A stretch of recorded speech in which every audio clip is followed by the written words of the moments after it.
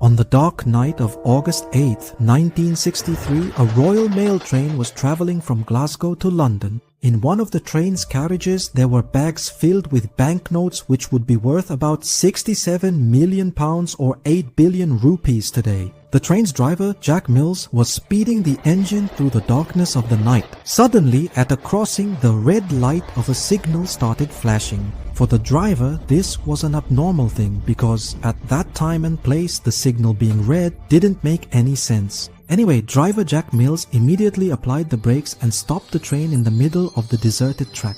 For a moment, silence fell all around. But hidden behind this silence was a master plan that was about to carry out the biggest robbery of the century. The Great Train Robbery, in which the train itself was stolen.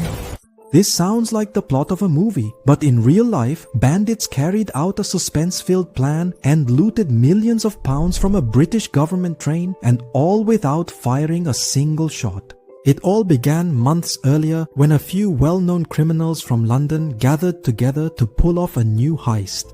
Bruce Reynolds, who was the mastermind behind this plan, began devising an extraordinary heist along with a few of his associates. He had access to a secret about Britain's national post service, the Royal Mail. He received this secret information from a senior security officer of the Royal Mail whose identity was unknown to anyone. The information was that there is a special carriage on the train travelling from Glasgow to London which is called the High Value Packages or HVP carriage. On a particular day, a huge amount of money was going to be transported in that carriage, and their plan was to rob this very compartment. Bruce Reynolds and his associates were certainly well-known criminals, but they had no experience in robbing trains. Therefore, they included another gang from London in this plan who had experience in robbing trains. This notorious gang was known as the South Coast Raiders. Gradually, the team kept growing, and now more than 15 people were involved in this plan. They decided that they would rob the government train without firing a single shot. But this was no ordinary robbery where you just stop the train and loot it. Months of planning went into this.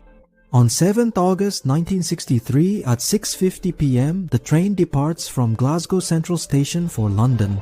It was supposed to reach London's Euston railway station at 4 o'clock the next morning. This train had a total of 12 coaches, and during the journey, 72 post office staff members were sorting the mail.